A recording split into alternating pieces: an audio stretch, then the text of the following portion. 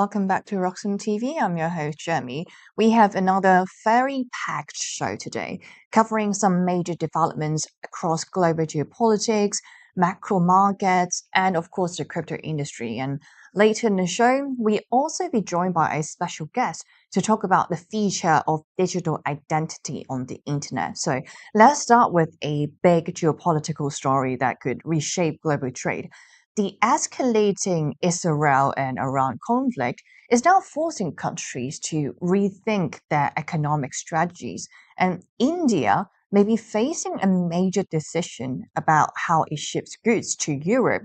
Of course, we'll break down two competing trade corridors and why this war could determine which one survives. Then we'll look at something happening on the ground in the Middle East that many people aren't talking about. In Dubai, Indian expats are actually selling the gold holdings despite gold traditionally being seen as so-called safe haven asset during geopolitical crisis. We'll explain why people are cashing out, why gold price is dropping, and what it tells us about the real world investors react during uncertainty time like this.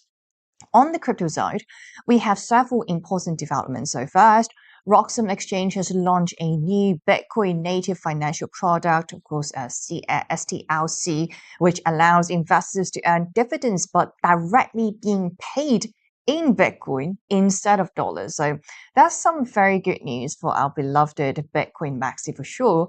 We will also cover a very controversial report that the RSI is using a new crypto audit firm asking taxpayers to disclose the entire digital asset history, including exchanges and cold wallets used over many years.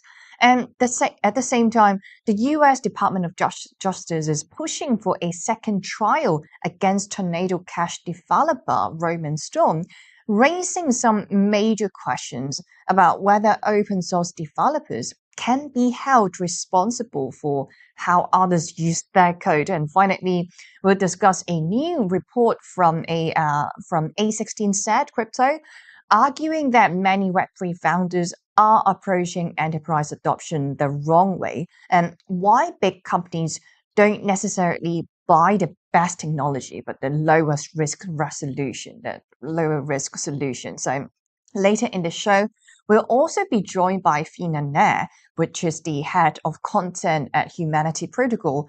Humanity Protocol is building what it calls the trust layer for the internet, focusing on digital identity systems designed to prove that users online are indeed real humans, not bots, not AI-generated accounts. As artificial intelligence becomes more powerful and deepfakes become easier to create, the question of how we verify real people online is becoming more urgent than ever. So we'll talk about the feature of proof of human identity, protecting users from AI scams, and what's next, like the next generation of the internet might look like. But first, let's start with the global trade story and how the Middle East conflict could reshape the world's supply chain. So first story of the day, of course, we have to update about the war in the Middle East. It's not just about oil or geopolitics.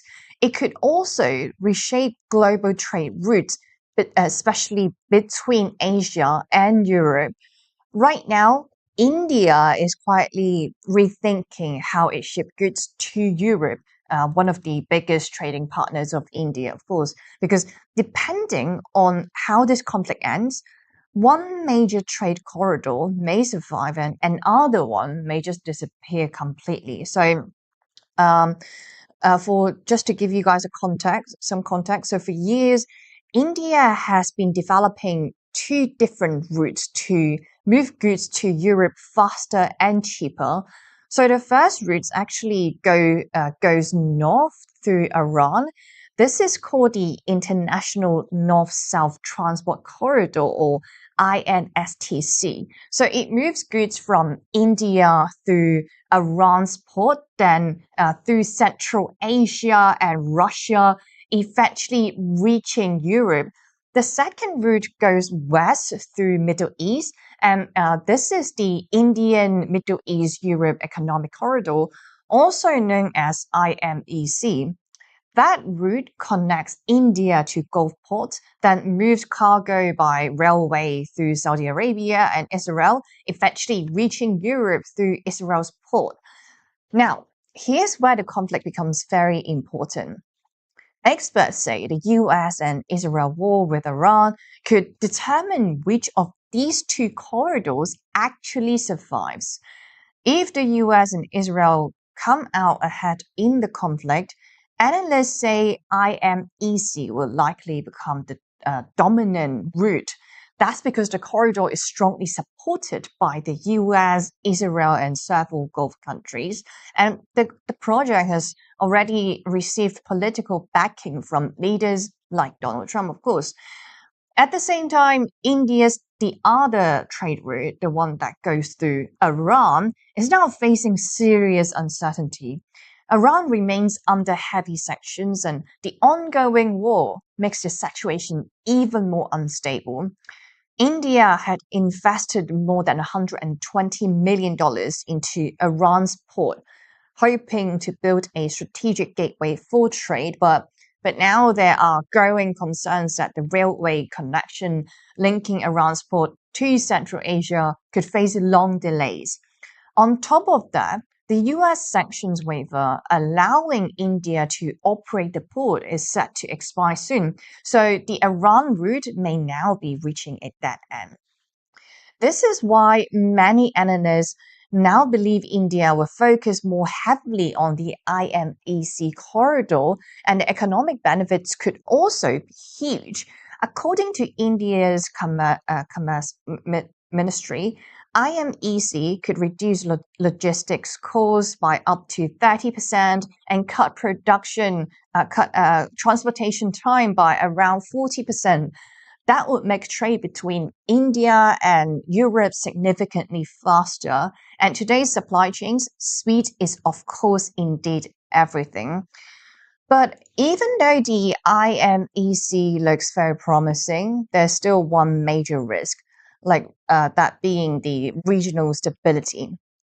The corridor runs directly through the Middle East, including countries like Saudi Arabia, like Israel. And as the current conflict shows, the region can become very unstable very, very quickly. So while the project has huge potential, it also depends heavily on political stability in the region. So perhaps the biggest story of this news is that geopolitical conflicts are now reshaping global supply chains. Trade routes that once looked very stable are suddenly very uncertain, and countries like India are being forced to rethink how they connect to the global economy. If IMEC succeeds, it could become one of the most important trade corridors of the next decade, linking Asia, the Middle East, and Europe in a completely new way. But the final outcome may depend on something much bigger than trade. It may depend on how the war in the Middle East unfolds. All right, so this is not the only impact of the conflicts going on in the Middle East. There's also a very surprising development coming out of the Middle East, the same region. So, as tensions rise between Israel and Iran, something very unusual is happening in Dubai's very famous gold market. So instead of buying gold, which is normally seen as the safe haven asset during geopolitical crisis, many Indian expats in Dubai are actually selling the gold. Like the reason for doing so is because they want cash immediately. With the conflict escalating and economic uncertainty rising, many expat workers are liquidating their gold holdings to send money back home or build financial buffers. So Dubai has long been one of the world's biggest gold trading hubs, and for many non-resident Indians working in the Gulf, gold is not just jewelry. It's also a form of savings and emergency wealth. During times of crisis, that gold becomes a very quick way to basically unlock that cash. With gold prices nearly like record high, so we topped at 5,400. That was back in earlier March, but right now it's retracing down quite significantly. And right now we're sitting at 5,100, somewhere around there. Like many investors actually see this as a good moment to take some profit off the table. In other words, they are like rotating that into some other assets, maybe into USD, maybe into cash, but like some of that money that I witness is actually to Bitcoin, because like Bitcoin has been on a relief rally, quite joyful one, but the timing wise also suggesting something very interesting, because like gold and Bitcoin, this pairings, like of course like gold, it looks very overvalued compared to Bitcoin, so it actually makes sense in a free market that some people will take profit of that gold position and rotate that back into BTC. That being said, like how well we managed to hold this relief rally, like I talk about the Bitcoin's charts extensively on yesterday's show. So if you want my deeper analysis, I highly recommend you checking out yesterday's show instead. But like point being, like as long as we hold this rising support trend that we've been building up ever since early February this year, like the bullish momentum still in control. Like if we lose that, so if we have a daily candle closing below this rising support trend, then completely basically, well, where is it? So then completely forget about this relief rally. We are heading to lower places, possibly 58K or somewhere lower than that. But anyways, let's come back to the news about Dubai and the impact of the conflict. So another major reason behind the selling of the gold is financial support for families back in India. Many expats in Dubai regularly send money through remittance. But during times of geopolitical uncertainty, especially when war risk increase in the Middle East, people often want larger cash reserves. So instead of waiting for wages or savings to accumulate, some are simply liquidity. So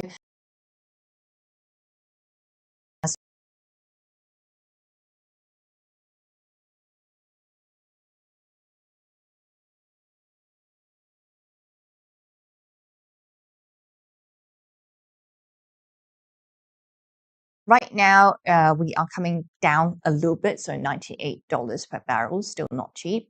Like shipping routes in the region are facing higher insurance costs, and geopolitical risks are also rising.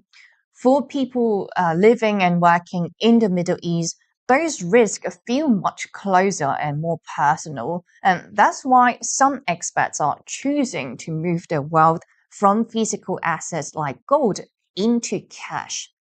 Cash provides flexibility if the situation worsens. So, as for the local jewelry store in Dubai, they are reporting an increase in people coming in to sell gold rather than buy it. This includes like jewelry, of course, coin, gold bars. Many sellers accumulated these assets over years as savings. Now, with gold price quite high, relatively high, and geopolitical tensions rising, some are deciding this is the moment to exit. The situation also highlights something very important about gold. Gold is often called the safe haven asset, but for many households, it also serves another purpose. It is a liquid emergency savings tool. In other words, gold can protect wealth during uncertainty time like this, but it can also be sold very quickly when cash is needed. So the bigger picture here is that geopolitical tensions are starting to influence everyday financial decisions, not just in market, but also in real life. From oil traders to retail investors to migrant workers, The Israel and Iran conflict is now affecting everything from energy prices to gold markets to remittance. And that shows how global events can ripple through financial systems and even reach people's personal saving strategies as well. So we'll take a short break from here, and when we come back, speaking of personal investment, we're also going to dive deeper into a new product launched on Roxom TV. So right now, you'll be able to earn Bitcoin from that STRC stock product. So do you stay with us after the break? We'll be right back. Security matters. Zappo Bank, the only way to bank your Bitcoin. Apply now at zappobank.com. So, tell us about your furry friend here. What's his name? Oh, this? This is Bitcoin. Bitcoin. It's not just a cat, he's family. Quite a name, and I must say, looks quite pampered. Oh, absolutely. Bitcoin deserves nothing but the best. He's my little prince. But with such a valuable pet, aren't you afraid of losing him? Losing Bitcoin? No, it never happened before, so it's not something I worry about. Excuse me for a moment. Bitcoin, stay here, right?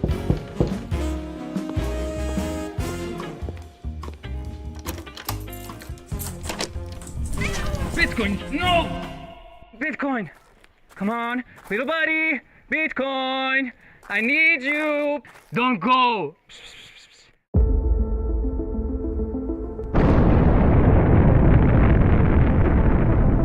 In a world far away. Nah, just kidding. This story begins in this world. It all started in 1460 in Antwerp, when the first commodities exchange was created, but the real transformation came in 1602, when the Amsterdam Stock Exchange was founded. Considered the oldest in the world, it was the first to trade financial assets. Over the years, Britain expanded its colonial and maritime influence, and the British pound sterling overtook the Dutch guilder in the market. Thus, the London Stock Exchange became the financial centre of the world. The 20th century came, and the world got into some trouble. But shortly after World War II, the Bretton Woods Agreement established the dollar as the world's primary reserve currency, and the centre of the planet moved to Wall Street. Today, we're travelling at the speed of light towards a new age, an era shaped by the consolidation of Bitcoin as the currency that will define the future of the markets.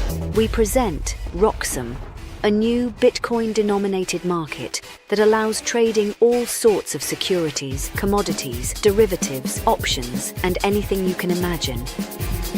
Roxom, rock-solid markets. Some call me Chicken Little, others Bubble Boy. I'm a bit changed, but sounds familiar, right? Let me tell you a hard truth. The S&P isn't rising, the dollar's falling. That's the trick, monopoly money. It's ice melting by the second. Your savings, your salary, your time. Worth less every second. Everyone's using the wrong measuring stick.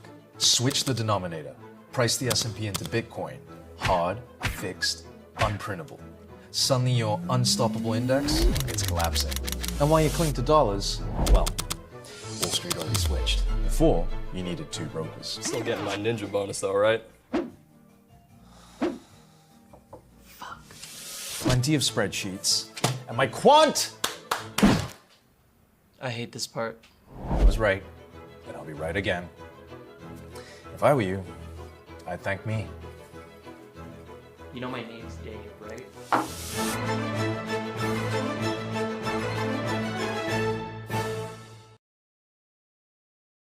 Welcome back to Roxom TV, and thanks for sticking around with us after the break.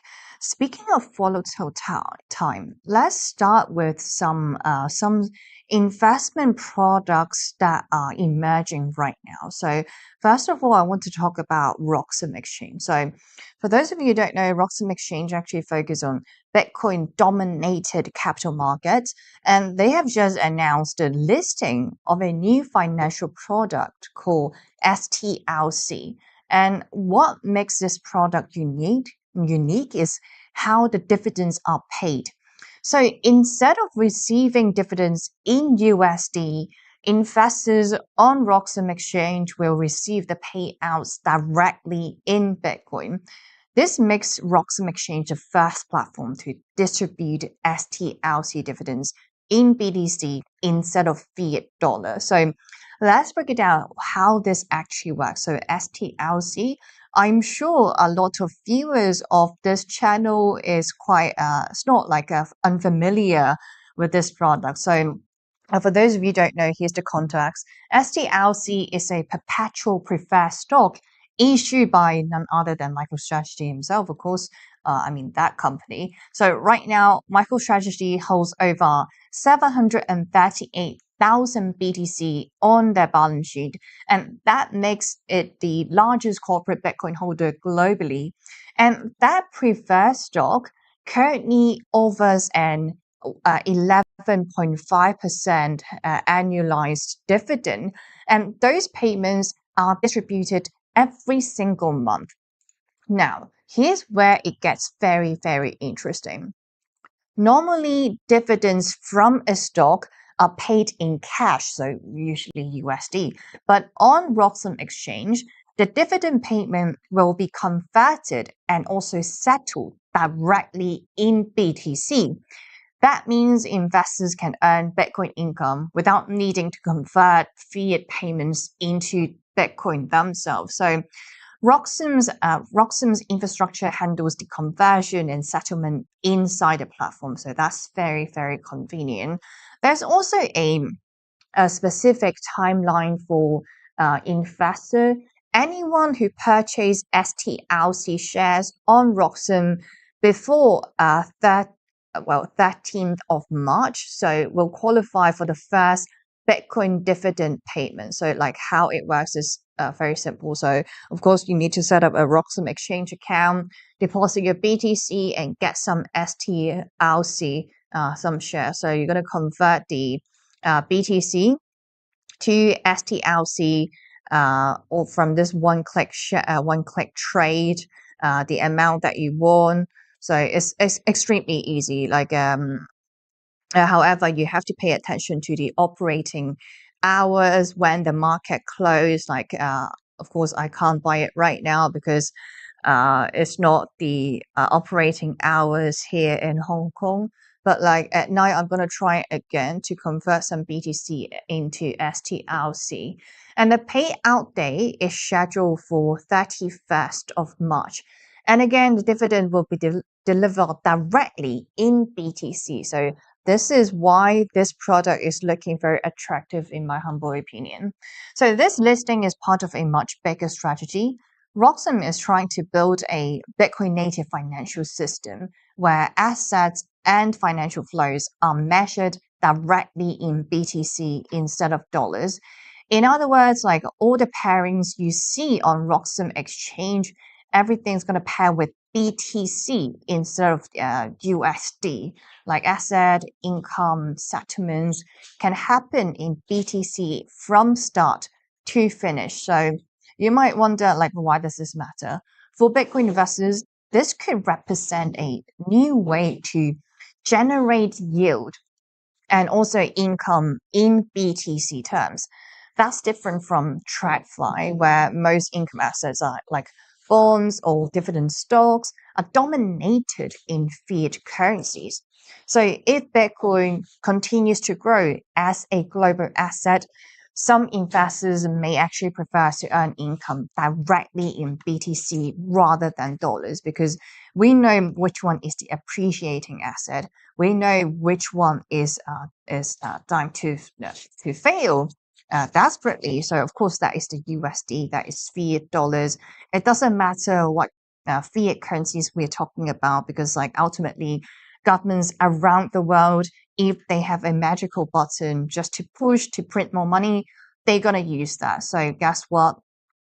This is a really good news for Bitcoin Maxi, for Bitcoin investor, and having an exchange like this is very convenient, especially if you believe in the DCAing into Bitcoin for your long-term portfolio. So for those of you interested, I could do more a detailed tutorial in the future. So basically how the exchange works, maybe do a little demo as well.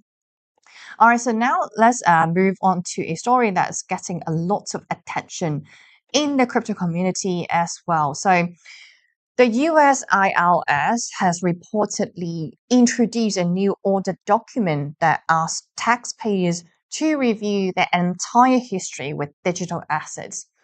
And the warning started spreading quickly on social media after the Bitcoin media outlet, so TFTC, posted about it on X.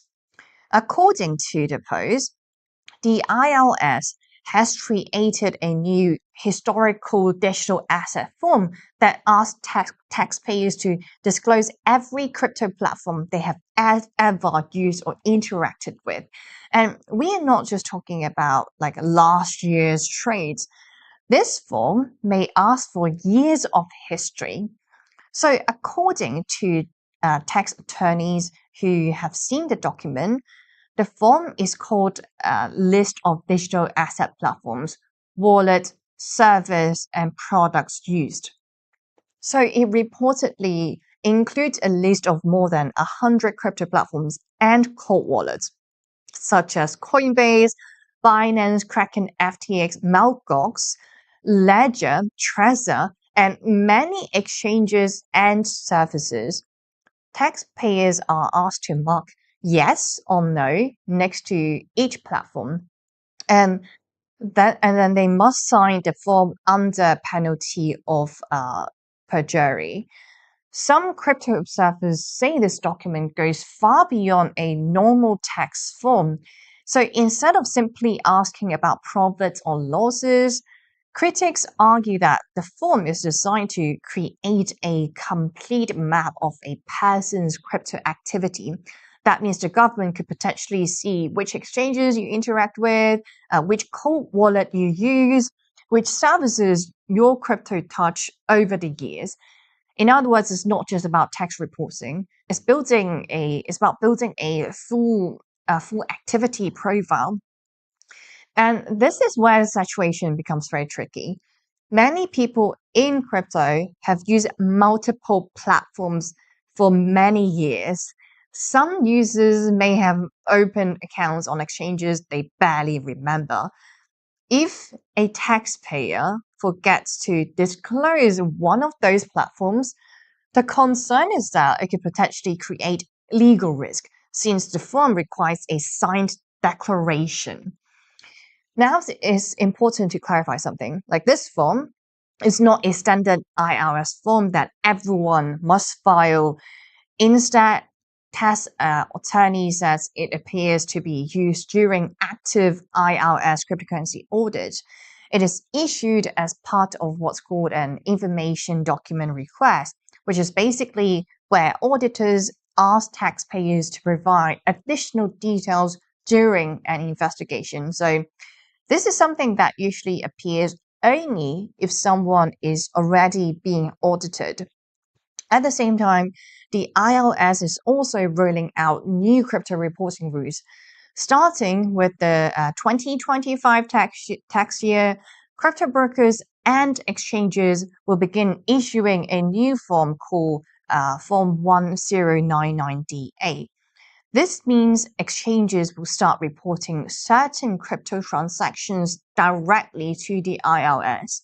So regulators could potentially combine several sources of information, so including exchange transaction data, blockchain analysis, and taxpayer disclosures during audit.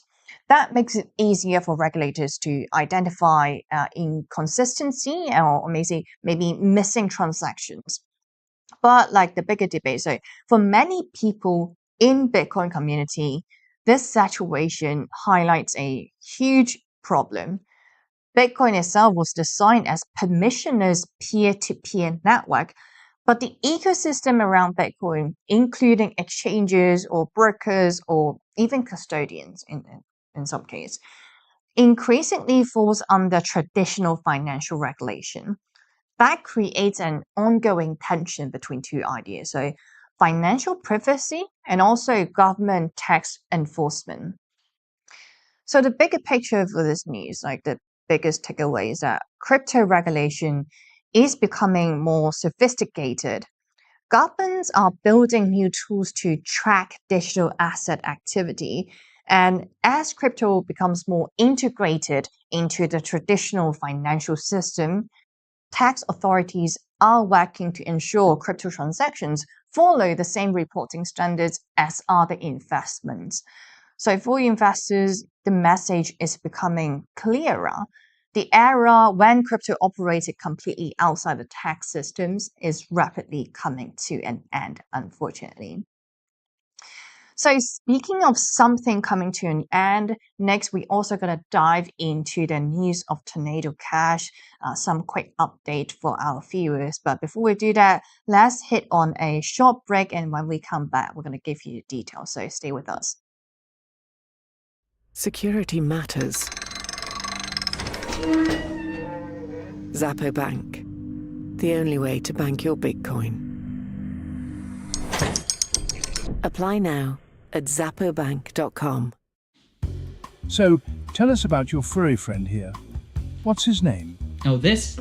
This is Bitcoin. Bitcoin. It's not just a cat, he's family. Quite a name, and I must say, looks quite pampered. Oh, absolutely. Bitcoin deserves nothing but the best. He's my little prince. But with such a valuable pet, aren't you afraid of losing him? Losing Bitcoin? No, it never happened before, so it's not something I worry about. Excuse me for a moment. Bitcoin, stay here, right?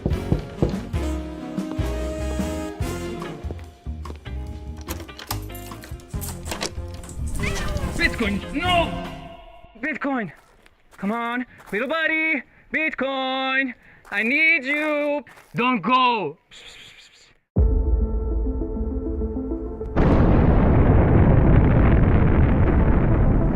In a world far away. Nah, just kidding.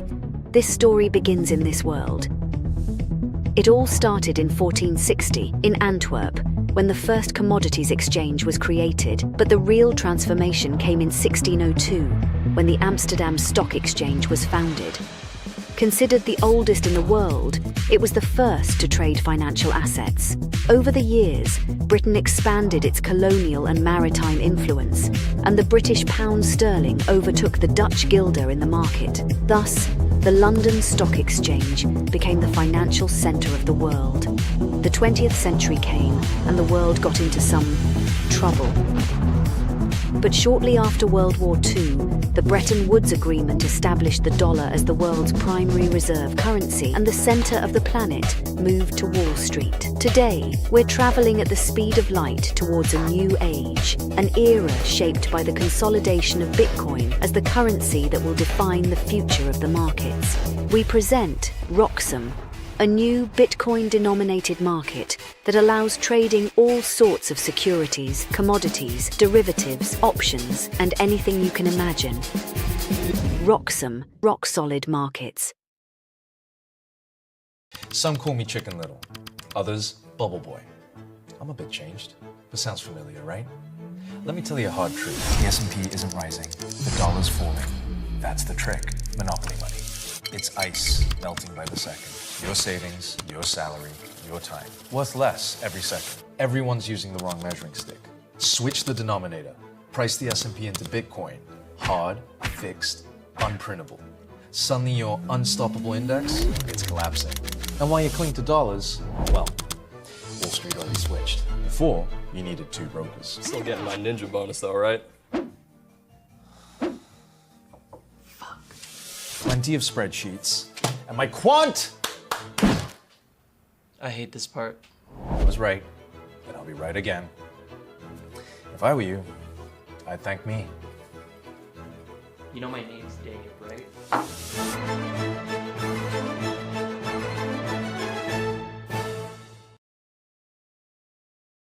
Welcome back to Roxom TV, and thanks for sticking around with us after the break.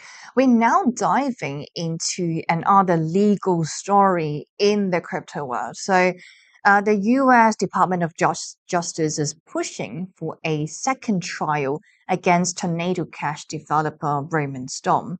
So, according to a new court filing from prosecutors in New York, the government is asking the court to schedule a retrial on two unresolved charges from Storm's earlier case. Those charges include, so first, conspiracy to commit money laundering and also conspiracy to violate US sanctions law. Prosecutors say the retrial could take about 3 weeks, and they are proposing a start date sometime in October 2026. So, to understand why this retrial matters, we actually need to go back to the original case. So, Roman Storm was first indicted in 2023 for helping develop Tornado Cash, which is a crypto privacy protocol built on Ethereum. That tool allows users to obscure the transaction history by mixing funds with others. Supporters say this provides financial privacy, but US authorities say the platform was also used to launder billions of dollars, including funds linked to hackers and sanctions entities. In August 2025, Storm went to trial. The jury convicted him on one charge, which is operating an unlicensed money transmitting business. But the jury could not reach a unanimous verdict on the other two charges, so those courts were left unresolved. And now the Justice Department wants to try again. And the heart of the case is a major legal question for the entire crypto industry. Can software developers be held responsible for how other people use their code? Storm's legal team argues the answer should be no. They say Tornado Cash is open source software, meaning anyone and everyone can access and run the code independently. According to his lawyers, Storm did not control how users interact with the protocol, so they argue holding him criminally liable would set a dangerous precedent for open source development. So the retrial request is already drawing criticism from parts of the crypto community, saying this case reflects a misunderstanding of how decentralized software works. They argue developers should not be treated like financial institutions just because someone else used the code in a harmful way. The outcome of this case could have major implications for crypto developers. If courts decide developers can be held responsible for how users interact with the open source protocols, it could create some serious legal risk for building decentralized software in the United States. And that could affect developers working on things like privacy tools, DeFi, blockchain protocols, and open source financial software. In other words, the case goes far beyond one individual developer.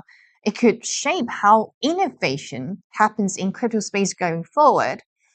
The retrial also comes at a time when the United States is debating its broader approach to crypto regulation.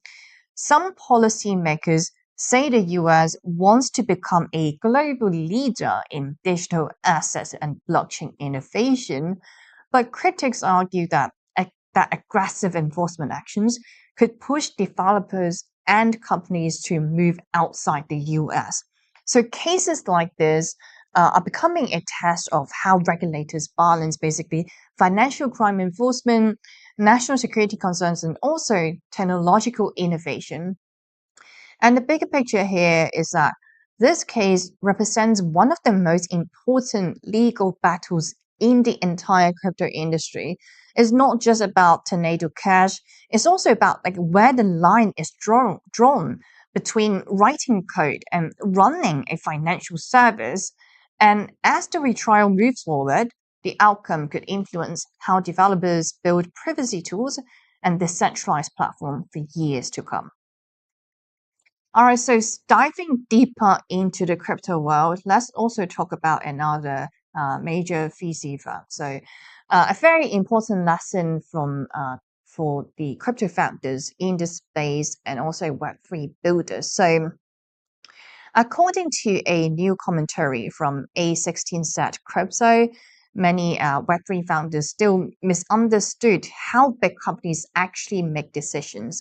And I do want to go over this article because like for crypto builders out there, I think this is really important. We know that this is in a ultimate crypto winter. We are in a bear market right now, and arguably many crypto projects did not have the moment ever since 2021. But like according to A16Z, sometimes it's the directions that crypto founders misunderstood. So the message for this article is very clear. So enterprises do not buy that best technology. They buy the solution that creates the least risk and cause the least disruption. And that's a very important point because a lot of crypto founders believe that if the product is faster, cheaper, and technically better, enterprise customers will automatically adopt it, but that's not often how enterprise sales work. So for years, crypto and blockchain startups have promised big improvements over traditional systems. So things like a faster settlement, like Solana, or lower costs, better transparency, and simpler infrastructure. But in the enterprise world, better technology alone is not enough because large companies simply do not ask like, is the product better or good enough? What they ask is like, what could go wrong? Who will be blamed if it fails? Will regulators accept this? In other words, risk matters more than performance of the product. This is like one biggest mistakes like founders make when selling to enterprise. So they think buyers are mainly motivated by upside, but in reality, enterprise buyers are usually more motivated by avoiding mistakes. Inside large organizations, failure is really expensive. If a decision goes wrong, it can create regulatory problems, internal audits, and legal issues. So many decision makers would rather choose a much safer, familiar options than a technical, superior, but very risky new system. Another big reason from A16Z is this. So the real buyer inside a large company is often not the person who understands the technology best. In fact, the final decision usually depends on a whole group of people that includes legal, compliance, risk, finance, and security. So even if a product team loves your blockchain solution, the deal can still die if the legal or risk team says no. That means founders need to understand that enterprise sales are not about winning over one champion. They are about helping an entire organization feel comfortable saying yes. So this actually helps explain why many strong crypto products still struggle with enterprise adoption. It's not always because the product is not good enough. It's often because the product was not packaged in a way that makes the decision feel safe. That means the problem is sometimes not technical performance, it's product market fit for enterprise buyers. A16Z also points out something many founders actually do not like hearing. Consultants will still play a huge role in enterprise buying decisions. Large companies still rely on services like Deloitte or like audit firms or system integrators. The reason why is because like outside validation helps reduce internal risk. If a major consultant firm supports the decision, it becomes easier for executives to defend it later. That is why many large enterprises still spend huge amounts on consulting. So if founders ignore that layer, they may be missing a very important part of that sales process.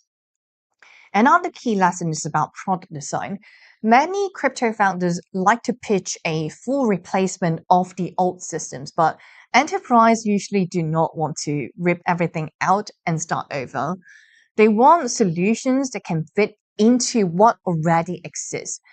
That means founders often do better when they position the product as an extension or a low risk upgrade, or maybe a tool that works alongside current systems, not a total solution on day one.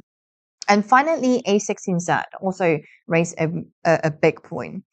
In enterprise markets, professionalism usually beats ideology. So that means things like clear documentation, predictable process, good governance, and reliable communication. These things often matter more than crypto ideas like decentralization or permissionless design. That may not sound exciting to hardcore crypto users, but for enterprise, that is often the difference between adoption and also rejection. So this article is super interesting to give it a read. The biggest takeaway here is that if Web3 founder is trying to sell into large enterprise, the job is not just to build better technology. The job is to make the technology feel safe, understandable, and easy to integrate. Because in the enterprise world, the winner is usually not the most revolutionary product. It is a product that large organizations feel comfortable adopting without putting the businesses or the careers at risk. And that is the hard truth. All right, so we'll take a short break here. And when we come back, we'll join by a special guest. He will help us tackle another growing issue in the digital world, which is the rise of AI bots and fake identities online. With AI getting more powerful every single day, it's becoming harder to tell whether you're interacting with a real person or with a bot. So we'll talk about why this problem is getting worse and how it's affecting social platforms and online communities, and what tools may help us protect ourselves in the future. So stay with us. We'll be right back after the break. Security matters. Zappo Bank, the only way to bank your Bitcoin. Apply now at zappobank.com. So, tell us about your furry friend here. What's his name? Oh, this? This is Bitcoin. Bitcoin. It's not just a cat, he's family. Quite a name, and I must say, looks quite pampered. Oh, absolutely. Bitcoin deserves nothing but the best. He's my little prince. But with such a valuable pet, aren't you afraid of losing him? Losing Bitcoin?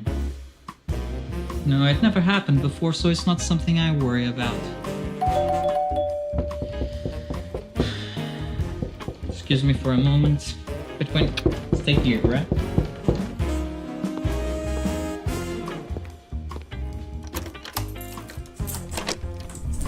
Bitcoin, no! Bitcoin, come on, little buddy, Bitcoin, I need you. Don't go.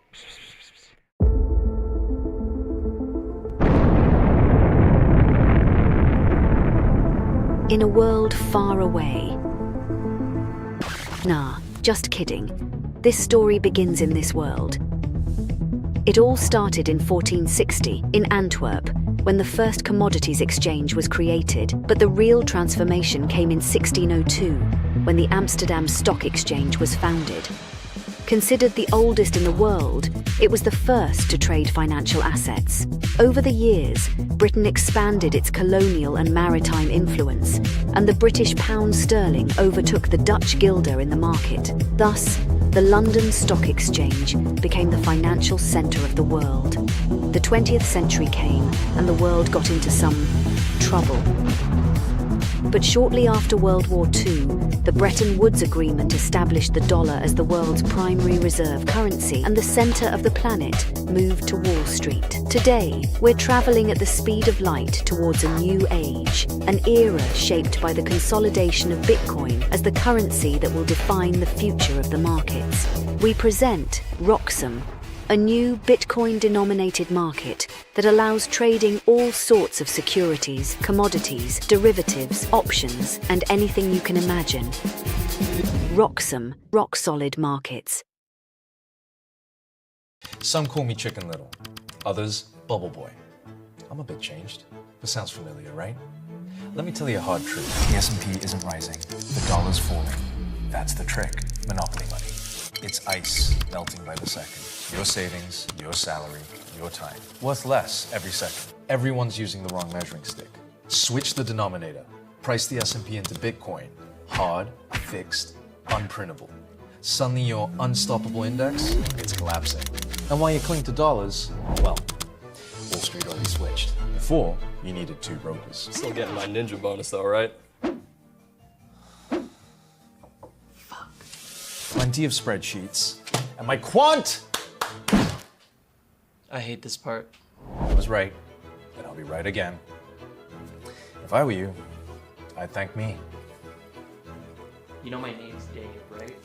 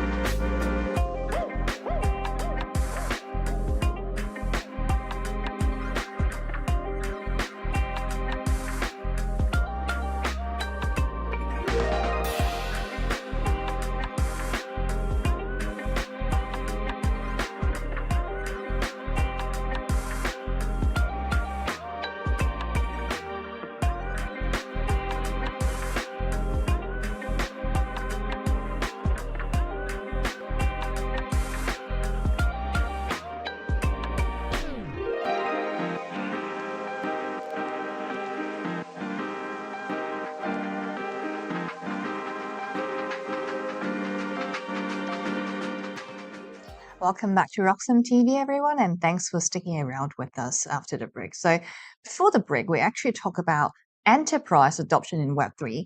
Now we're shifting to another major issue shaping the future of the internet, which is the rise of AI bots and fake identities online. As AI becomes more powerful, it's getting harder to tell whether you're interacting with a real person or an automated system. And that's where Humanity Protocol comes in. The project is building what it calls the trust layer for the internet, using technologies like palm vein biometrics and zero knowledge proofs to help verify real humans online while still protecting privacy.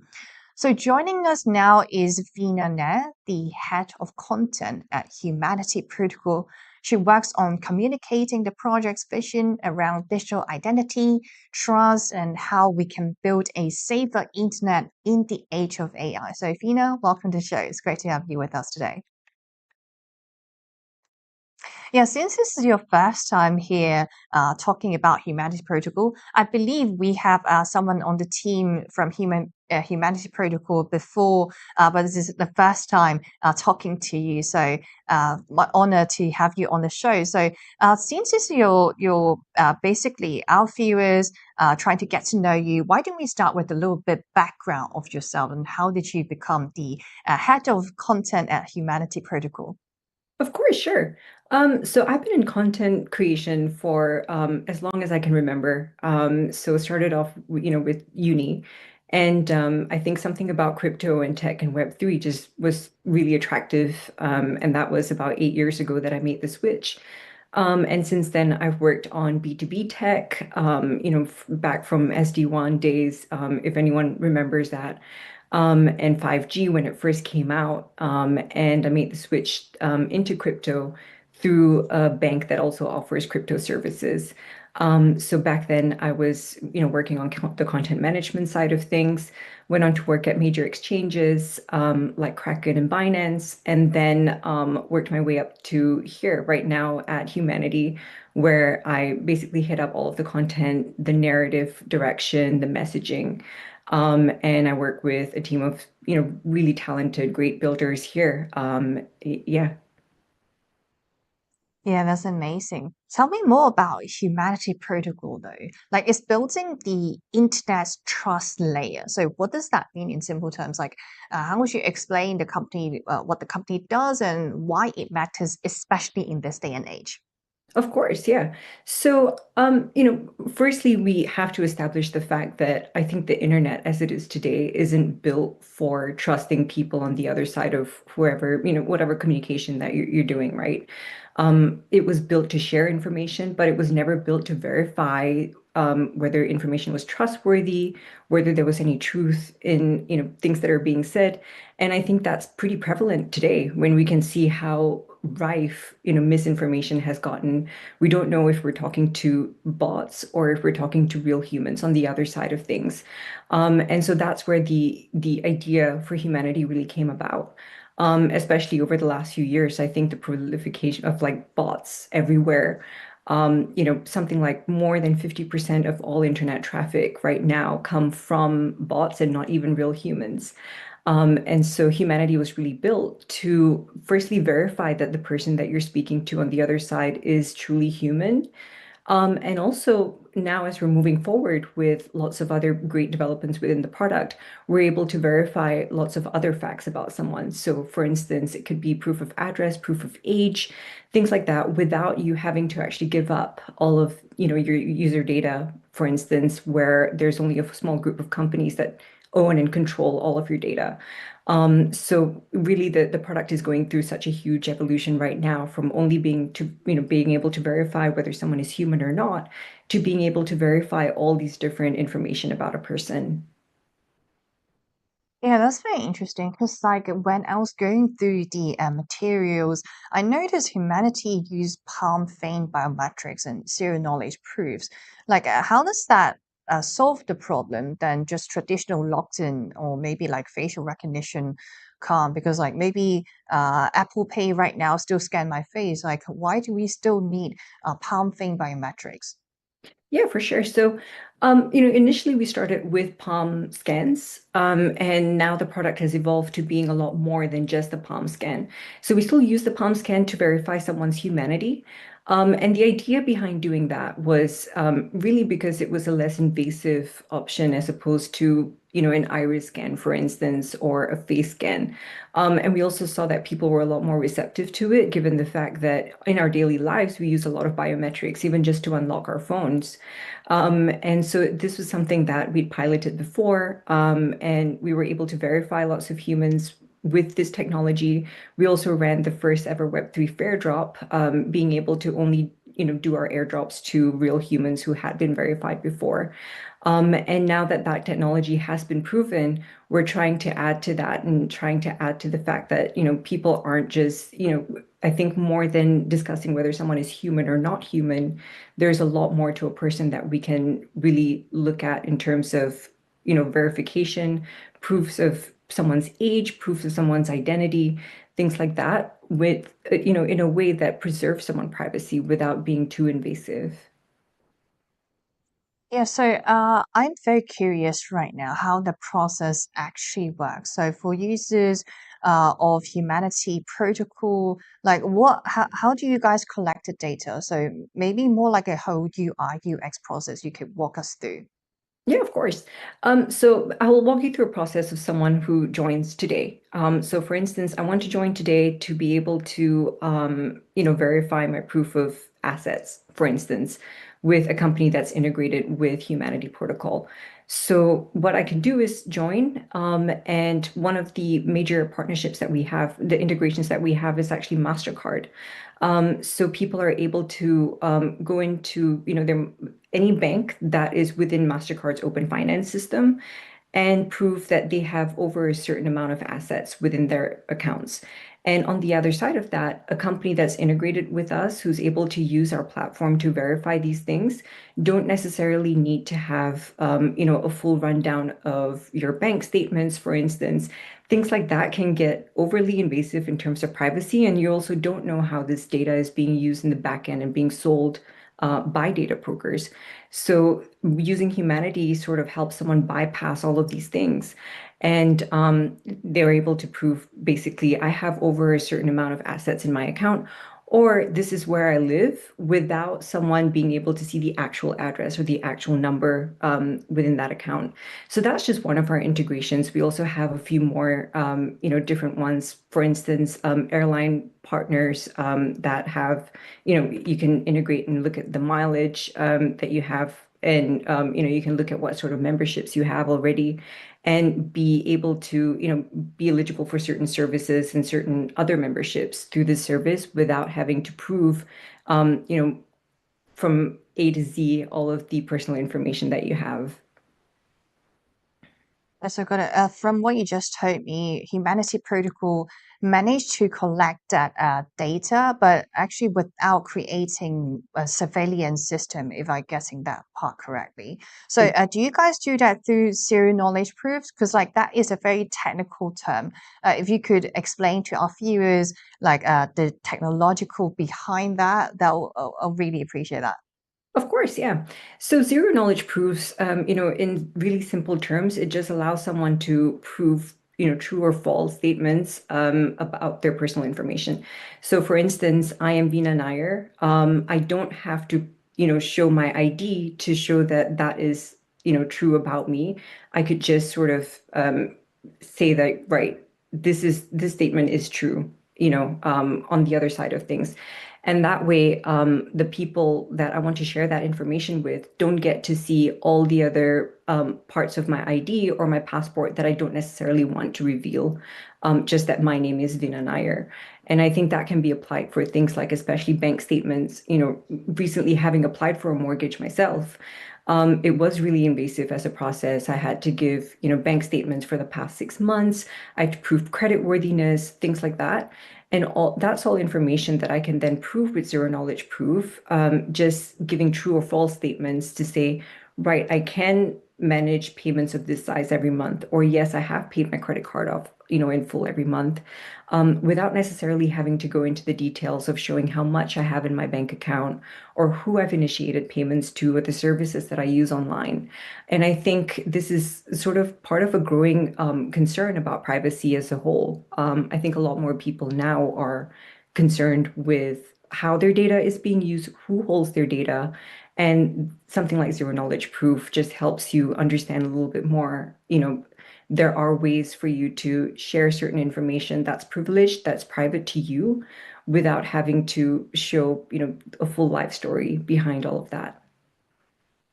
Amazing. That's great explanation for our viewers out there. So another marketing campaign from Humanity Protocol is that you guys happen to run some Tinder experiment earlier this year. Could you tell me more about how that happened, why does this campaign exist in the first place? Yeah, of course. So that was actually an idea that came about internally.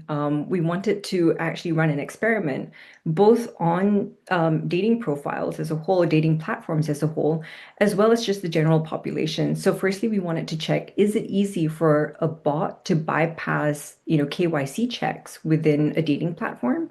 And secondly, how convincing can we make a bot or a deepfake online that people would actually agree to go on a date with it? And part of it was also to show that we've come such a long way with AIs and deepfakes that it's, pretty much we can't tell them apart from real humans sometimes. And so that process started last year. We got our internal team to create 4 different profiles, 2 men and 2 women, and created profiles for them on Tinder. And we actually managed to bypass verification checks basically by saying, look, we are real people, and we did the face scans and everything as the real people. And then we went on and changed the pictures to the deep fakes and let a bot run all of the conversations from there on out. And we spoke to over 300, 400 people at the same time because we could handle that sort of capacity with, speaking and even flirting with all of these people online. And in the end, we asked them out on a date all at the same time, at the same place, in a restaurant in Portugal. And of all of the people that we spoke to, about 48, 50 of them agreed to go out with a deep fake. And of course, when they came, we handled that, as well as we could. We told them, look, you've been speaking to a bot this entire time. If I remember correctly, I think 2 people didn't take it very well. But then the rest of them, found the humor in that situation. And we invited them out for a dinner on us. Also more to chat about, the idea of this deep fakes and stuff online. We don't know who we're communicating with anymore, as I said before, and this experiment really proved that. And actually, to go beyond that, we ran another experiment because we were thinking, right, Tinder as a dating platform casts a really wide net. How is it going to fare, or how are we going to fare in a situation where we're only polling, pretty tech savvy people? And so we ran an experiment within our own community as well to ask people who are, pretty crypto native, tech savvy people, who do you think of these 4 profiles are the real people, or who do you think are fake? And about 1/3 of them could not sort of point out the real or the fake profiles. And so they got confused as well because these things can get so convincing these days. Yeah, I mean, it does sounds very scary, but like I have to give it to you guys. Like the Tinder campaign idea, it was awesome. Like you guys managed to raise so much noise within the community, within the crypto community, especially. So for my next question, I want to ask you. So for everyday users, whether they're on Tinder or basically just like using online as their day-to-day lives, or maybe like joining some Web3 community, what are some simple steps they can basically take right now to protect themselves from all these AI bots or maybe AI scams, which is so prevalent in the Web3 world as well? I think, as sad as it sounds, take every bit of information you see online with a pinch of salt. I think gone are the days where you could be assured that the people on the other side of any communication was real. And now we're seeing just these bots are so prolific. It's not just Tinder. They're even on Facebook, they're even on Instagram.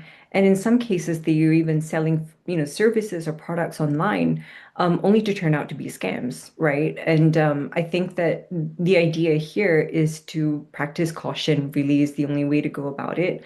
Of course, a product like Humanity exists for this very reason, to verify that the people that you're speaking to on the other end is real. And until that is in a mature enough state where you can see it in all of the platforms out there, that is something that we're still working on. I think that the safest way right now today is to start just practicing a lot more caution. Take everything with a pinch of salt. Don't trust everything that you see online. Yeah, so I wonder if it helps for users to get a human ID, and then once they get the ID, they could use different platforms like dating apps, like social media or DeFi, or are we at that stage yet? Yeah, so you're at the stage right now where you can get yourself a human ID, and you can go through linking some of the profiles that you already have. So, for instance, you can link any social profile onto there right now. You can also link your bank account if you're in the US. Outside of the US, we also have airline and hotel memberships available on there. So these are all extra, credentials to prove that you are an actual human. And on the other side of that, for users to see if these, profiles are actually real, who you're talking to is who they say they are. That's our next phase right now. We're working with integrating a lot more projects to be able to show on the other side of things, right? This person that you're speaking to is an actual person and not a bot. Yeah, it does sounds very helpful in today's world. Everything is like AI and everything is bot. So I'm sure our users know what to do next. Like right now, I kind of want to shift gear, and you are a very successful woman in Web3. So like we are also I personally I've been in Web3 for quite a few years as well. So from my personal experience, 99% of people in Web3 they are male. So my next topic I want to discuss with you, like women to women, like do you find this as a struggle for you being the very limited woman in this space, or you think maybe there's a more edge for women to don't be afraid to be in tech, in crypto, or in Web3? Yeah, I mean, I think, since I joined, I'm not sure if you might agree, but since I joined the space, I think that we have come leaps and bounds, in terms of representation of women within the space. When I first joined, every project was very much male focused, and the number of women within those projects were quite limited. I found that that was actually different with bigger companies, and especially with banks or larger exchanges, there were far more women in these spaces than women who are actually building projects from scratch. And I think that that comes down to a number of things, right? I don't think you can I wouldn't say it's one issue over the other. I think a lot of it also comes down to the idea behind, risk and instability within the tech space as well. But I think, going over and above that, I see that now there is a lot more representation of women. There are a number of women who work within humanity across all of our departments as well. But I think where I still see a huge vacuum of, women in the space, I would say would be in leadership roles. There are a few, super successful women who are in COO, CEO positions in lots of different companies, including Coinbase, Trust Wallet. These places are very much championing women as well. But I do see that there is a bit of a struggle, I think, past a certain point where women can still grow in their roles and stay within the industry.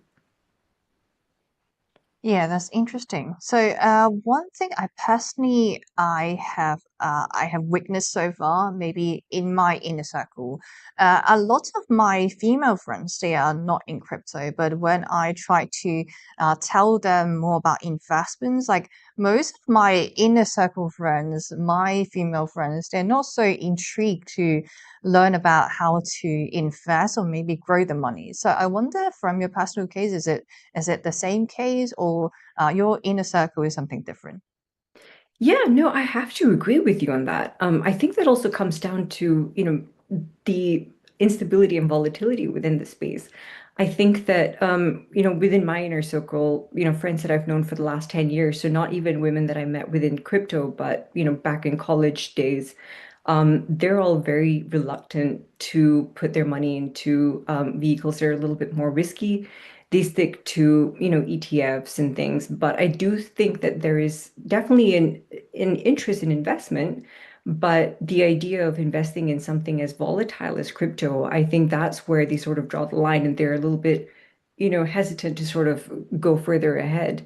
But I think that that also comes down to, I think in many cases, sometimes in some families that I see, the men control the money or the men make more money and make the decisions within the household.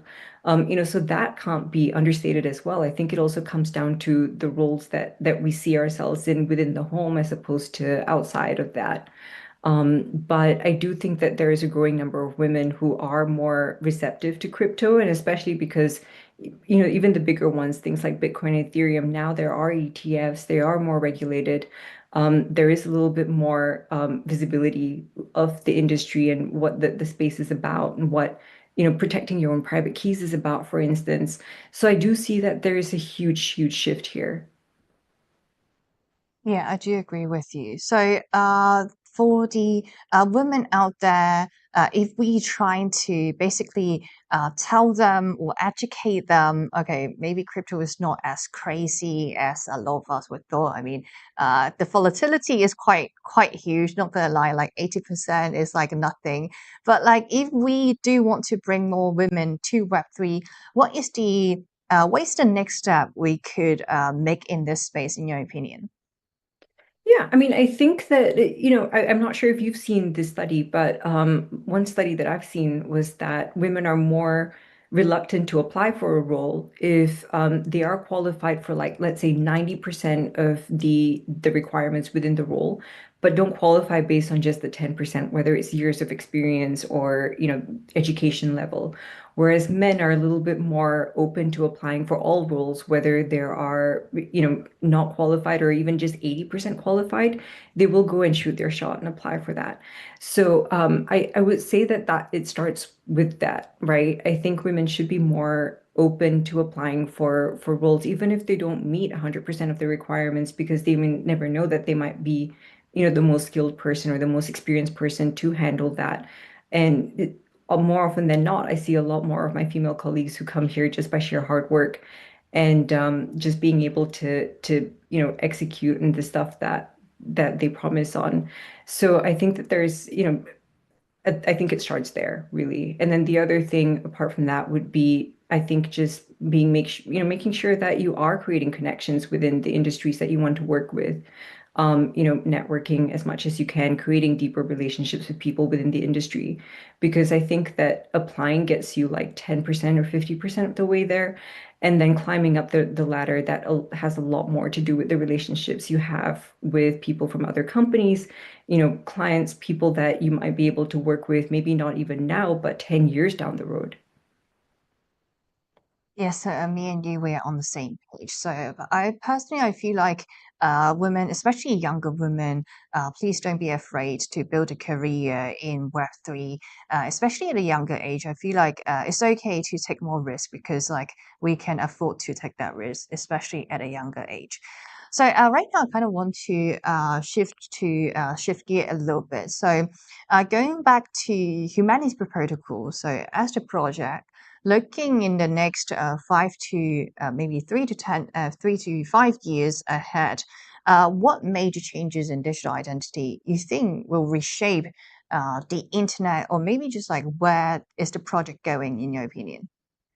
Yeah, so I mean, I think when I see the internet and the history of the internet, you can really break it down into, phases, right? The first phase was just being able to share information. But then beyond that, we went to being able to communicate with each other on the internet. Beyond that, now we're in a phase where we have very deep-seated problems because this infrastructure that we build doesn't support the way that the development is going right now, especially with AIs, bots, deepfakes. being able to pretend to be actual humans and communicate with you, Brigadier online, being able to, shape online discourse and even shape the way that we vote in certain ways. So I think that there's definitely a deeper issue there around infrastructure. And I think that digital identity is going to be the next phase in terms of, I think, applying a layer on top of the infrastructure that we have now so that people can use it, these things on a day-to-day basis without feeling like they have to relearn things while also staying safe online, being able to communicate with actual people on the other side, being able to trust that the information that you see online is correct. Because right now, of all of the information that I see online, I would trust maybe only, less than even 5% of that. I wouldn't even trust some of the messages that I get on my own messaging platforms because you never know whether someone's account has been hacked. You never know, whether there is a scam going on, things like that. So I think that the idea of the internet being built as this tool for, where we work, where we live, so much of our digital lives are on there, but it's not a safe environment for us to be in. That is, I think, just such a dangerous place for us to allow to grow and fester the way that it is right now. So really the next 3 to 5 years, I think that we're going to be seeing a lot more trust-enabled solutions or solutions that allow us to actually believe the information that we see online and work more safely within these spaces. Yes, so just to build on that, so the next trend will be digital identity, basically just to classify who's human, who's AI bot. So my next question to you is like, in your opinion, which industries do you think will adopt this technology the fastest? Or you think it's going to be a gradual thing that all industries ultimately going to come together and start using decentralized identity? Yeah, I mean, I think that the industries that need it the most right now would be, I think, social media platforms. That can't be understated or denied. We don't know half the profiles that we communicate with on a daily basis, even get into arguments with online, because some of them might be, opinions that are paid for. So I think that there is a massive gap here, that needs to be filled. So social media is definitely a big one. And the other one that I'm seeing more as, I think a knock-on effect of regulation would be fintech. Mostly the neobanks in the space and the newer players that are entering the market. I think, the idea of staying, within regulatory requirements within certain jurisdictions while having to hold certain data around your users, that can get really expensive in terms of overheads for, data storage, data management. And so that's something that we're looking into right now as well. How can these smaller banks verify their users without having to, hold on to all of this data and being, prone to breaches, for instance? So I think these are two massive areas where there is huge opportunity for this sort of development. But I would say that the one that has my vote is definitely social media because I have felt that quite acutely as well. Yeah, this leads me to another question I want to ask. So, since we are talking about decentralized identity and the technology behind it is going to be zero knowledge proof, so I wonder, with this trend, what role will government, maybe regulators, play in the adoption of proof of human systems? Since like humanity protocol is not collecting that data after all. Yeah, I mean, I think the role of the government is a really, really important one. But unfortunately, I think a lot of governments are still run by people who don't have that knowledge around technology or, don't have that sort of advisory behind them on how these technologies work. And we see that on a daily basis, quite recently in the UK as well. We had new regulations around proving your age for certain websites and certain services online. And now they're talking about banning VPNs. So I think that there is definitely this lack of understanding for how people can sort of go around certain loopholes and still get to the information that they need. And also there's a lack of understanding behind the difference between, completely policing and surveilling a community as opposed to protecting them, because some of these roles are, they're sort of rolled out in this sort of, we're trying to protect younger people, people who are more impressionable. And while I understand that, and I think that that has to be a priority, I think it's equally important to understand the technology that enables all of this and how that works, and how we can still protect people while being able to allow people to still use the services that they want to have access to. And one of the knock-on effects of this rule actually was that people started having to upload their IDs or do a face scan before they use certain services. And I think that is where you sort of cross the line between, right, that's now completely surveillance, that is now really invasive in terms of how we're treating people and their privacy. So I think that there has to be regulation to answer your question, but I think in order for there to be really fair regulation for people to really, get behind something as a rule, that needs to be penned by people who really understand the technology and understand the development of this technology, and not necessarily, being lobbied to choose, certain solutions one way or another. Yeah, one thing I learned is that sounds like the trend of digital identity is inevitable. So for our viewers right now, if they want to learn more about Humanity Protocol, maybe just get their own human ID, where's the best way to do that, or maybe the best way to reach out to you guys and stay updated to all the news of Humanity Protocol? Of course. So definitely follow us on Twitter. We're Humanity Prot on Twitter. And of course, visit our website and join our dashboard from there. We just had a major upgrade on our dashboard that enables you to connect all of your services really easily and simply. It's as easy as using something that's non-blockchain based.